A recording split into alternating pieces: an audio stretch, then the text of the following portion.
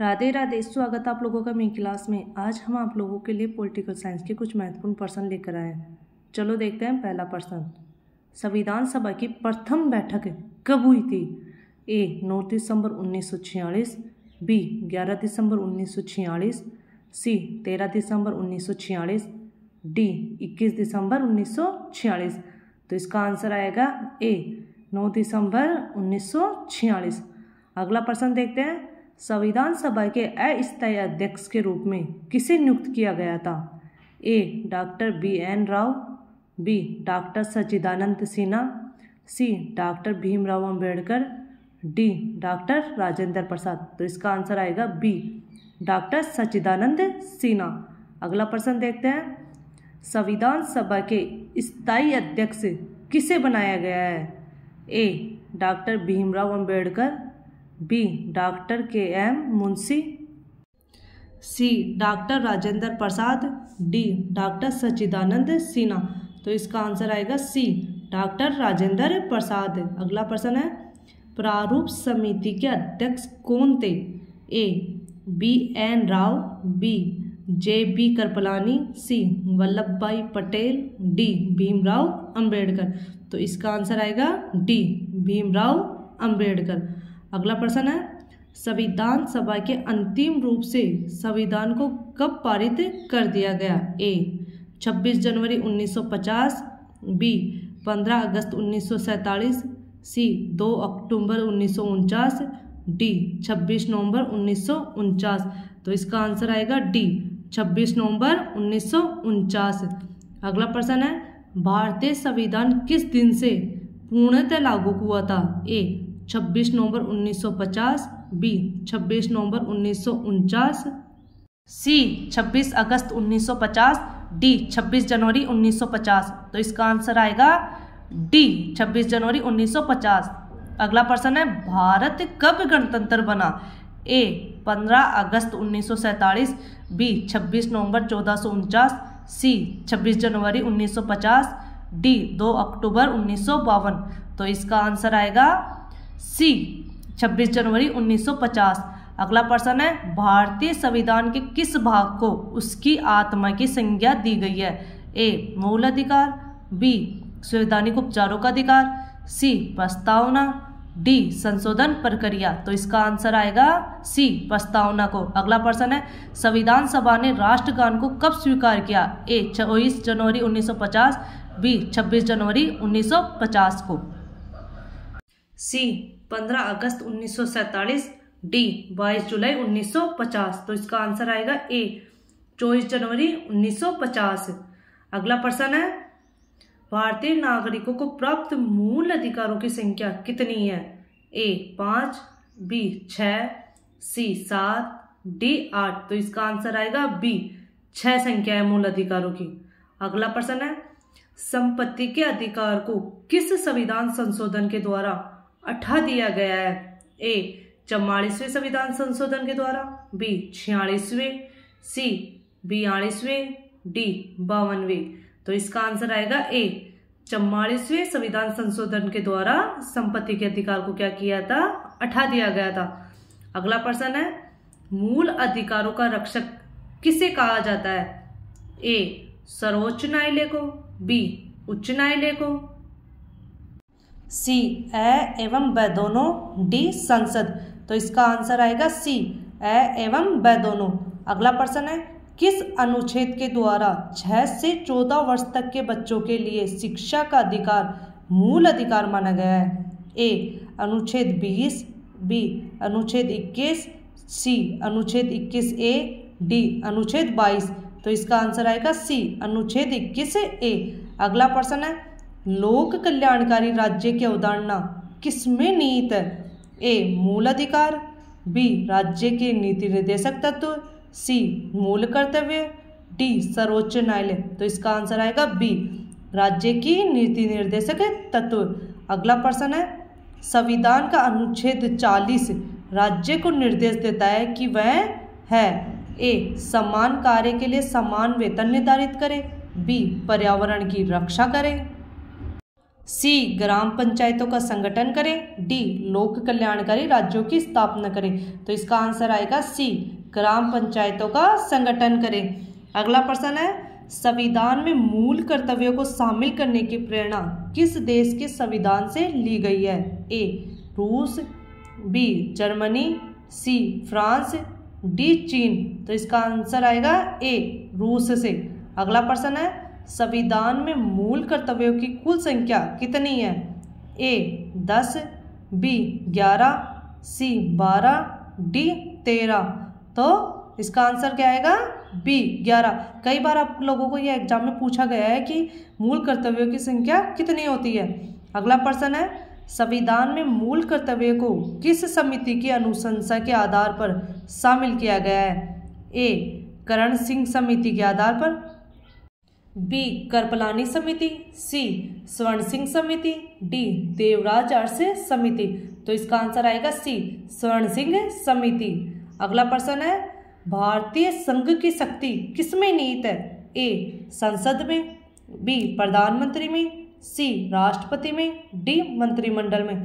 तो इसका आंसर आएगा सी राष्ट्रपति में निहित है। अगला प्रश्न है, राष्ट्रपति के निर्वाचक मंडल में शामिल है? ए संसद के दोनों सदनों के सदस्य तथा राज्यों की विधानसभाओं के निर्वाचित सदस्य, बी संसद के दोनों सदनों के निर्वाचित सदस्य एवं राज्यों की विधानसभा एवं विधान परिषदों के निर्वाचित सदस्य, सी संसद के दोनों सदनों के निर्वाचित सदस्य एवं राज्यों की विधानसभाओं के निर्वाचित सदस्य, डी संसद के दोनों सदनों के निर्वाचित सदस्य। तो इसका आंसर आएगा सी संसद के दोनों सदनों के निर्वाचित सदस्य एवं राज्यों की विधानसभाओं के निर्वाचित सदस्य किस में भाग लेते हैं? राष्ट्रपति के निर्वाचक मंडल में शामिल होते हैं। अगला प्रश्न है, राष्ट्रपति के कार्यकाल की अवधि होती है? ए 3 वर्ष, बी 5 वर्ष, सी 6 वर्ष, डी कोई सीमा नहीं है। तो इसका आंसर आएगा बी 5 वर्ष। अगला प्रश्न है, राष्ट्रपति पद के चुनाव के लिए कौन सी विधि अपनाई जाती है? ए आनुपातिक प्रतिनिधित्व, बी एकल संक्रमणीय, सी अप्रत्यक्ष मतदान, डी ये सभी। तो इसका आंसर आएगा डी ये सभी। अगला प्रश्न है, निर्विरोध चुने जाने वाले राष्ट्रपति है? A B Giri, B Neelam Sanjiva Reddy, C Rajendra Prasad, D APJ Abdul Kalam. तो इसका आंसर आएगा बी नीलम संजीव रेड्डी। अगला प्रश्न है, राष्ट्रपति पर महाभियोग का आरोप संसद के किस सदन के द्वारा लगाया जा सकता है? ए लोकसभा, बी राज्यसभा, सी संसद के किसी सदन द्वारा, डी किसी के द्वारा नहीं। तो इसका आंसर आएगा सी संसद के किसी सदन द्वारा। अगला प्रश्न है, भारतीय सेनाओं का सर्वोच्च सेनापति कौन होता है? ए राष्ट्रपति, बी प्रधानमंत्री, सी थल सेना अध्यक्ष, डी रक्षा मंत्री। तो इसका आंसर आएगा ए राष्ट्रपति। अगला प्रश्न है, भारतीय संविधान के अनुसार संघ की कार्यपालिका शक्ति किसमें निहित है?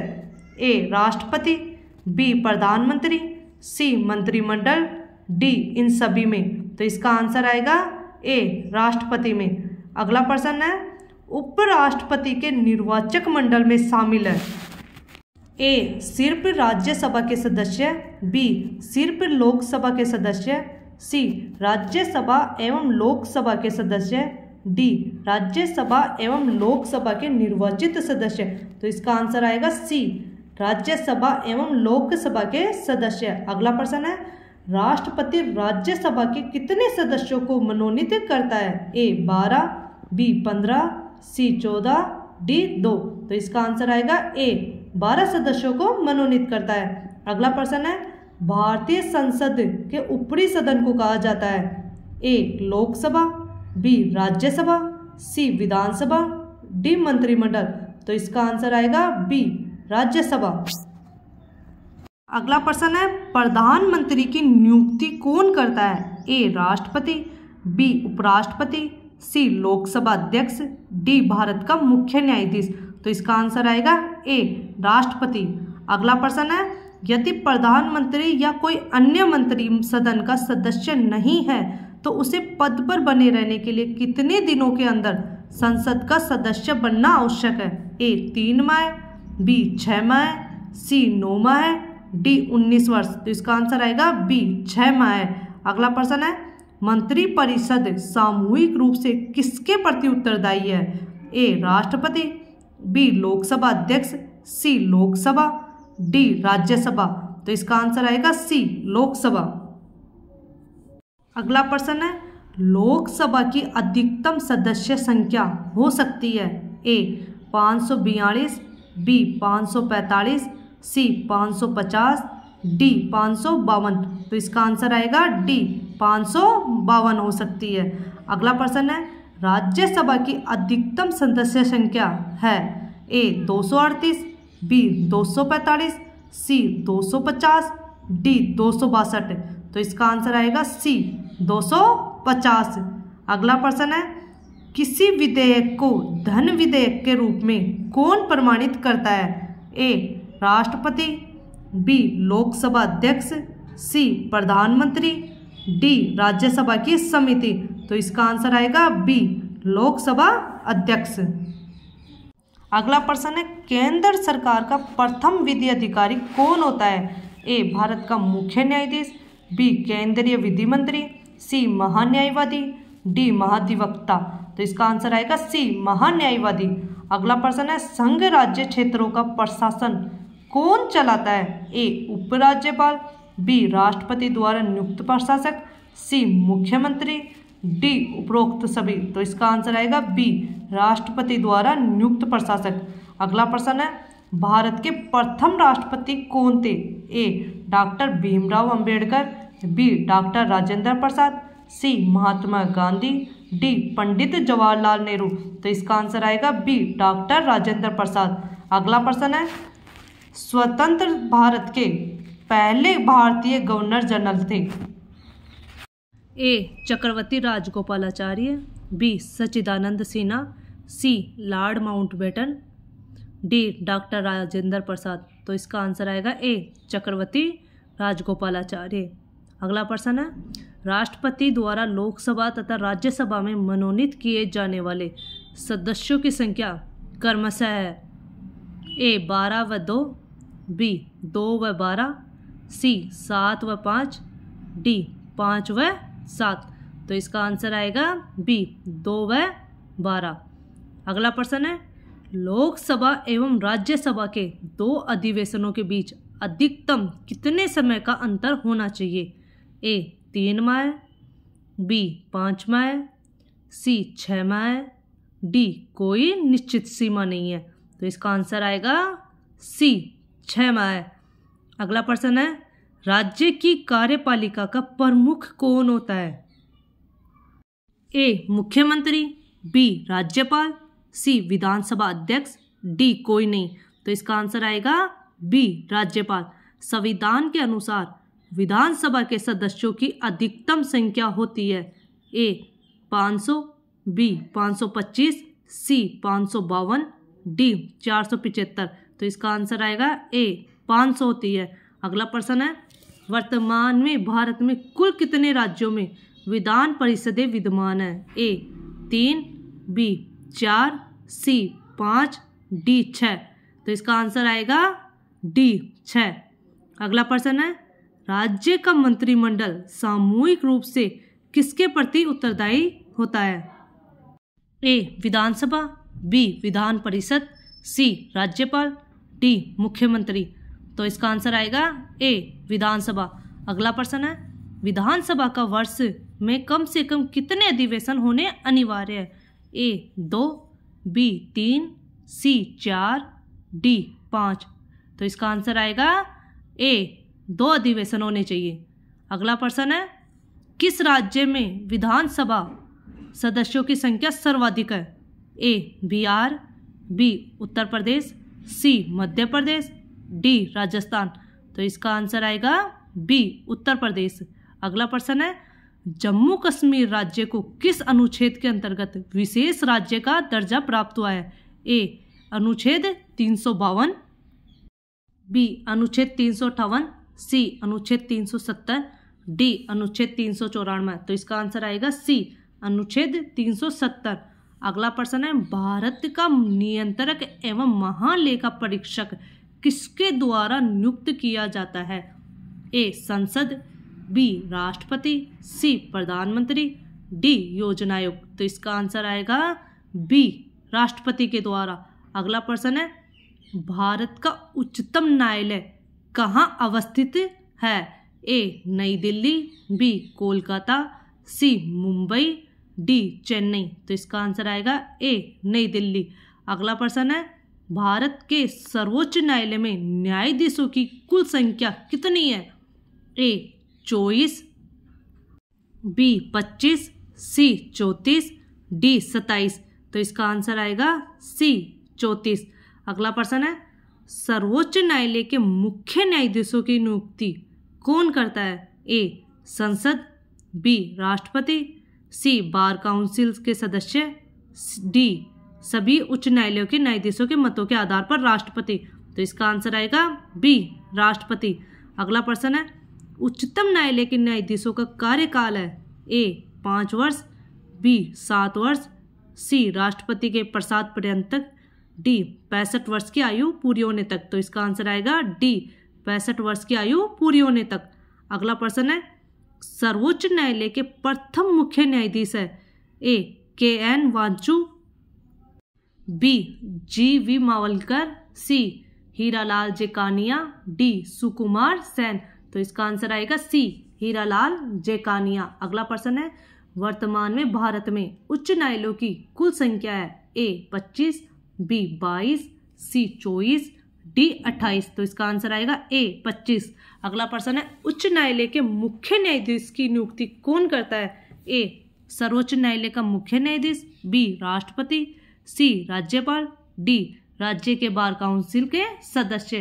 तो इसका आंसर आएगा बी राष्ट्रपति। अगला प्रश्न है, उच्च न्यायालय के न्यायाधीशों के कार्यकाल की सीमा है? ए 5 वर्ष, बी 7 वर्ष, सी अपनी उम्र के 62 वर्ष पूरे होने तक, डी उपरोक्त कोई नहीं। तो इसका आंसर आएगा सी अपनी उम्र के 62 वर्ष से पूरे होने तक। अगला प्रश्न है, किस उच्च न्यायालय की अधिकारिता सर्वाधिक क्षेत्रों पर है? ए कलकत्ता, बी बम्बई, सी गुवाहाटी, डी मद्रास। तो इसका आंसर आएगा सी गुवाहाटी। अगला प्रश्न है, किस उच्च न्यायालय में सर्वाधिक संख्या में न्यायाधीश कार्यरत है? ए गुवाहाटी, बी इलाहाबाद, सी दिल्ली, डी कलकत्ता। तो इसका आंसर आएगा बी इलाहाबाद। अगला प्रश्न है, संविधान की किस अनुच्छेद के द्वारा राष्ट्रपति को सर्वोच्च न्यायालय से परामर्श मांगने का अधिकार प्राप्त है? ए अनुच्छेद 129, बी अनुच्छेद 131, सी अनुच्छेद 143, डी अनुच्छेद 145। तो इसका आंसर आएगा सी अनुच्छेद 143। किस केंद्र शासित प्रदेश का अपना उच्च न्यायालय है? ए लक्षद्वीप, बी दमन दीव, सी पांडिचेरी, डी कोई नहीं। तो इसका आंसर आएगा डी कोई नहीं।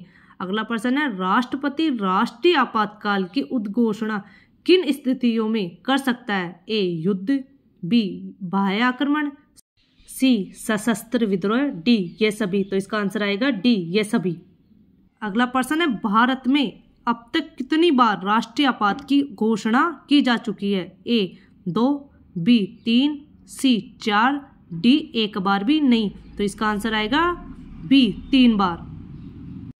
अगला प्रश्न है, भारत में राष्ट्रपति किस अनुच्छेद के अंतर्गत देश में राष्ट्रीय आपात की घोषणा करता है? ए अनुच्छेद 352, बी अनुच्छेद 356, सी अनुच्छेद 360, डी अनुच्छेद 368। तो इसका आंसर आएगा ए अनुच्छेद 352। अगला प्रश्न है, संविधान की किस अनुच्छेद के आधार पर राज्यों में संवैधानिक तंत्र की विफलता पर राष्ट्रपति शासन लगाया जा सकता है? ए अनुच्छेद 355, बी अनुच्छेद 356, सी अनुच्छेद 358, डी अनुच्छेद 36। तो इसका आंसर आएगा बी अनुच्छेद 356। अगला प्रश्न है, राज्यों में राष्ट्रपति शासन की अधिकतम अवधि है? ए 2 माह, बी 6 वर्ष, सी 1 वर्ष, डी 3 वर्ष। तो इसका आंसर आएगा डी 3 वर्ष। अगला प्रश्न है, संविधान के किस अनुच्छेद के आधार पर देश में वित्तीय आपात की घोषणा की जा सकती है? ए अनुच्छेद 358, बी अनुच्छेद 369, सी अनुच्छेद 360, डी संविधान में वित्तीय आपात का प्रावधान नहीं है। तो इसका आंसर आएगा सी, अनुच्छेद 360। अगला प्रश्न है, संसद द्वारा अनुमोदन के बाद किसी राज्य में राष्ट्रपति शासन एक बार में कितने समय तक के लिए लागू किया जा सकता है? ए 2 माह, बी 3 माह, सी 6 माह, डी 1 वर्ष। तो इसका आंसर आएगा सी 6 माह।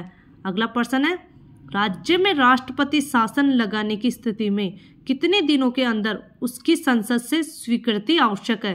ए 30 दिन, बी 60 दिन, सी 90 दिन, डी 180 दिन।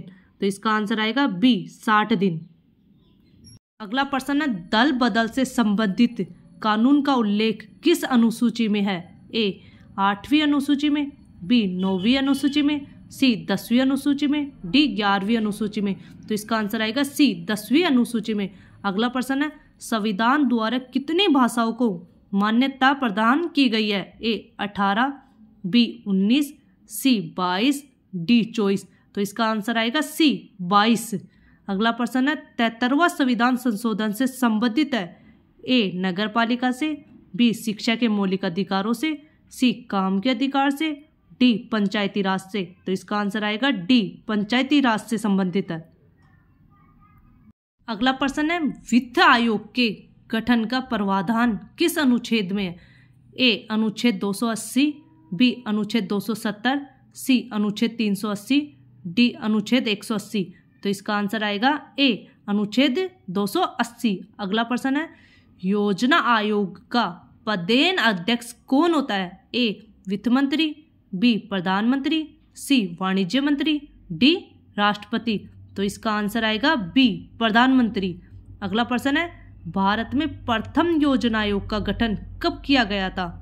ए 31 जनवरी 1950, बी 15 मार्च 1950, सी 15 अगस्त 1950, डी 25 दिसंबर 1950।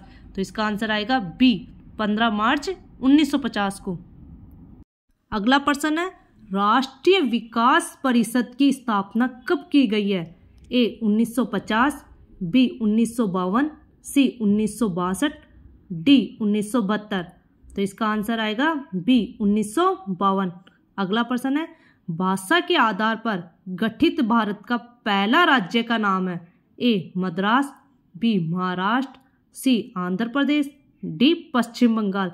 तो इसका आंसर आएगा सी आंध्र प्रदेश। अगला प्रश्न है, बलवंत राय मेहता समिति का गठन किया गया था? ए पंचायती राज व्यवस्था से, बी भाषाई आधार पर राज्यों के गठन से, सी राजनीतिक दल को मान्यता प्राप्ति से, डी आरक्षण की व्यवस्था से। तो इसका आंसर आएगा ए पंचायती राज व्यवस्था से। अगला प्रश्न है, भारत में सर्वप्रथम 2 अक्टूबर 1959 को पंचायती राज व्यवस्था का शुभारंभ किया गया। यह कहाँ से शुरू हुआ था? ए नागौर राजस्थान, बी राजमुंदरी आंध्र प्रदेश, सी सीतामढ़ी बिहार, डी अलीगढ़ उत्तर प्रदेश। तो इसका आंसर आएगा ए नागौर राजस्थान। अगला प्रश्न है, स्वतंत्र भारत में प्रथम निर्वाचन आयुक्त कौन थे? A G V Mavalankar, B Sukumar Sen, C T Swaminath, D T N Seshan. तो इसका आंसर आएगा बी सुकुमार सेन। अगला प्रश्न है, पहले वित्त आयोग का गठन 1951 में किया गया और इसके अध्यक्ष थे? ए के सी नियोगी, बी के सी पंत, सी के संतानम, डी वाई वी चौहान। तो इसका आंसर आएगा ए के सी नियोगी। अगला प्रश्न है, पंचायतों के चुनाव हेतु निर्णय लेने का अधिकार किसे प्राप्त है? ए राज्य सरकार को, बी केंद्र सरकार को, सी चुनाव आयोग को, डी ग्राम पंचायत को। तो इसका आंसर आएगा सी चुनाव आयोग को। अगला प्रश्न है, सरकारी आयोग का संबंध है? ए केंद्र राज्य संबंधों से, बी नदी पानी बंटवारों से, सी सूचना के अधिकार से, डी लाभ के पद संबंधी विवाद से। तो इसका आंसर आएगा ए केंद्र राज्य संबंधों से। अगला प्रश्न है, संसद द्वारा देश में सूचना पाने का अधिकार संबंधी विधेयक कब पारित किया गया? ए जून 2002, बी अप्रैल 2003, सी जून 2005, डी जुलाई 2006। तो इसका आंसर आएगा सी जून 2005 को। आज की क्लास यहीं समाप्त होती है। नमस्ते।